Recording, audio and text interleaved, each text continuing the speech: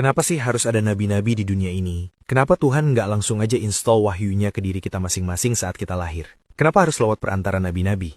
Pertanyaan ini sering banget dianggap tabu. Padahal, kalau dibedah pakai logika, jawabannya ternyata sangat masuk akal. Alasan pertama, bayangkan Tuhan sebagai sumber energi tak terbatas, infinite power, tegangan super tinggi. Sementara manusia, kita ini makhluk terbatas, otak terbatas, jiwa terbatas. Ibaratnya, Tuhan itu reaktor nuklir, dan kita cuma lampu bohlam 5 watt. Sekarang bayangkan, arus dari reaktor nuklir langsung disambungkan ke bohlam tanpa adapter. Apa yang terjadi? Meledak, hangus, sistem gagal total. Artinya, manusia butuh adapter, butuh transformator yang bisa menerima tegangan tinggi, lalu menerjemahkannya ke bahasa kita. Dan disitulah peran Nabi. Manusia terpilih yang hardware jiwanya sudah siap. Mereka menerima wahyu, lalu menyampaikannya ke kita dalam bentuk yang bisa dipahami. Kalau gitu, bisa dong Tuhan bikin kita kuat nerima wahyu langsung?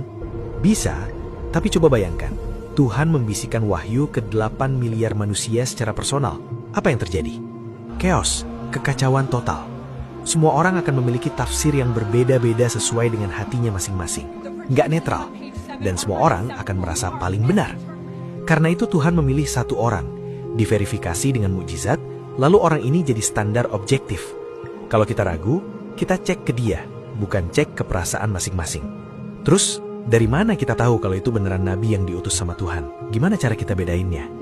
Disinilah Tuhan kasih fitur authentication code atau kode verifikasi ke para nabi. Kita mengenalnya sebagai mukjizat. Mukjizat itu bukan sulap. Mukjizat adalah akses level admin yang bisa membypass hukum alam yang dikunci buat manusia biasa. Itu adalah cara Tuhan bilang ke manusia kalau orang ini bawa mandat resmi. Jadi, mukjizat itu adalah tanda pengenal resmi. Karena tanpa admin key ini, klaim kenabian itu invalid atau nggak sah. Oke, kalau gitu, kenapa nggak satu nabi aja dari awal sampai kiamat? Ini yang disebut software update. Bayangkan hukum atau aturan Tuhan itu kayak OS atau operating system. Misalnya, Nabi Adam itu bawa OS Windows 95. Kenapa? Karena masalah manusia saat itu masih basic. Belum ada perbankan global, belum ada rekayasa genetika. Kalau aturan zaman Nabi Adam dipakai buat ngurusin masalah kripto atau bioetik hari ini, ya nggak akan kompatibel. Makanya, Tuhan mengirim Nabi secara bertahap. Dan tiap Nabi bawa update-nya masing-masing. Karena Tuhan itu pendidik. Tuhan ngajarin manusia pelan-pelan, sesuai kurikulum kelasnya. Terus, bedanya Nabi sama Rasul apa? Kan sama-sama utusan. Jawabannya ada di skala job desk dan level update-nya. Tugas Nabi mengingatkan kembali aturan lama, tanpa merubah sistem inti. Jadi OS-nya tetap sama, cuma diperbaiki errornya. Sedangkan Rasul itu ibarat major update, kayak update dari Windows 10 ke Windows 11. Rasul datang bawa kitab baru dan hukum baru. Makanya jumlah Rasul jauh lebih sedikit, karena major update nggak terjadi setiap hari. Kenapa semua nabi diutusnya di Timur Tengah? Kenapa nggak di Antartika? Ini murni karena masalah geopolitik dan strategi distribusi. Coba lihat peta dunia kuno.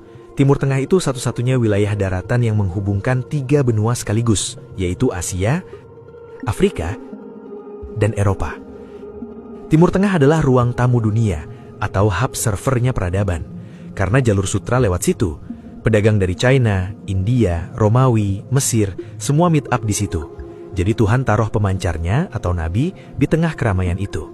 Ibarat pasang router wifi ya taruh di tengah rumah kan, bukan di pojok gudang. Jadi, lokasi itu dipilih karena fungsinya yang strategis, bukan karena rasnya. Tapi bukan berarti Tuhan nggak pasang server lokal di tempat lain. Karena di agama Islam disebutkan, dan tidak ada suatu umat pun melainkan telah ada padanya seorang pemberi peringatan. Artinya, ada kemungkinan besar Tuhan juga ngirim nabi ke suku Inka, ke tanah Jawa, ke China, atau ke Eropa kuno. Tapi mungkin skala mereka adalah local admin. Tugasnya spesifik untuk kaum itu aja, tapi head office dan press release utamanya dipusatkan di jalur tersibuk dunia, biar gampang diakses. Terus, kalau sumbernya satu dari Tuhan, kenapa nama agamanya beda-beda? Kenapa nggak satu nama aja dari awal? Jadi, sebenarnya pesan inti semua nabi sama, yaitu tunduklah kepada Tuhan yang satu. Dan yang terjadi adalah branding oleh para pengikutnya, bukan sebutan resmi dari Tuhan saat itu. Misalnya, sebutan agama Yahudi merujuk ke suku Yehuda, dan sebutan agama Kristen juga merujuk ke pengikut Yesus. Jadi itu nama para pengikutnya. Nah, di final update, Tuhan luruskan lagi. Sebutannya bukan ke nama nabi, tapi ke kata kerja, yaitu Islam, yang artinya berserah diri. Kalau emang sistemnya software update, terus kenapa update-nya berhenti di Nabi Muhammad, padahal zaman makin gila? Jawabannya ada di konsep final release dan data integrity. Pertama, nabi-nabi terdahulu dikirim berulang karena ajaran nabi sebelumnya hilang atau terlupakan, jadi butuh di-restore ulang.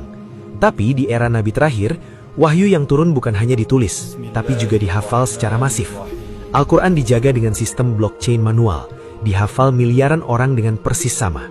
Karena itu, source code-nya masih murni dan terjaga. Itu adalah tanda kepercayaan Allah Subhanahu wa Ta'ala kepada intelektualitas manusia akhir zaman. Yang kedua adalah kedewasaan manusia. Ibarat orang tua mendidik anak, waktu balita harus dituntun tangannya. Tapi ketika anak sudah dewasa, orang tua cukup kasih prinsip dasar atau core values. Sisanya, gunakan akalmu. Nabi Muhammad SAW sebagai nabi dan rasul terakhir nggak bawa aturan teknis kaku untuk setiap hal kecil, tapi membawa prinsip universal. Karena Allah Subhanahu wa Ta'ala menganggap akal manusia sudah cukup matang untuk melakukan ijtihad atau mengambil prinsip dari Al-Quran lalu menerapkannya ke masalah modern pakai logika. Jadi dengan bekal manual terlengkap yaitu Al-Quran dan contoh terbaik yaitu sunnah, manusia sudah bisa lulus untuk mengelola hidup dan buminya dengan akal sehat. Terus, validasinya apa kalau kitab Al-Quran yang berumur 1400 tahun ini masih kompatibel dengan masalah modern kayak kripto, AI, atau mental health? Yang pertama, Al-Quran itu jenius karena tidak bicara teknis kaku, tapi bicara algoritma. Contoh, Al-Quran nggak ngomongin jangan main Bitcoin, tapi Al-Quran kasih rumus, jangan transaksi yang mengandung ketidakjelasan atau horor, demi masa depan yang lebih cerah, dan judi atau maisir. Rumus ini bisa dipasang atau di-apply ke sistem mulai dari barter unta zaman dulu sampai ke sistem blockchain hari ini. Yang kedua, teknologi boleh berubah dari pedang ke nuklir, tapi usernya, yaitu manusia, speknya nggak berubah. Manusia masih punya ego, hawa nafsu, keserakahan, dan kecemasan yang sama dengan orang zaman dulu. Al-Quran itu manual untuk menata jiwa manusia, bukan cuma menata alatnya. Selama manusianya masih punya hati, obatnya masih relevan. Yang ketiga, ada banyak ayat yang dulu dianggap kiasan ternyata baru terbuka kuncinya sekarang. Contohnya soal embriologi, expanding universe atau semesta mengembang, sampai garis edar matahari. Ini semacam hint yang membuktikan kalau penciptanya Allah udah tahu masa depan bakal kayak gimana. Jadi Al-Quran relevan bukan karena dia buku sains, tapi karena memuat peta navigasi yang fundamental. Zaman bisa berubah, tapi arah utara dan selatan di kompas gak pernah berubah. Yang keempat, Al-Quran itu rahmat untuk alam semesta, karena sapaannya adalah wahai manusia atau ya ayyuhan nas. Kalau kitab terdahulu, sapaan utamanya sangat spesifik untuk kaum tertentu. Ini adalah transisi dari sistem exclusive membership menjadi open public access. Sistem ini bukan dongeng, tapi sebuah rancangan manajemen kehidupan yang jenius. Gimana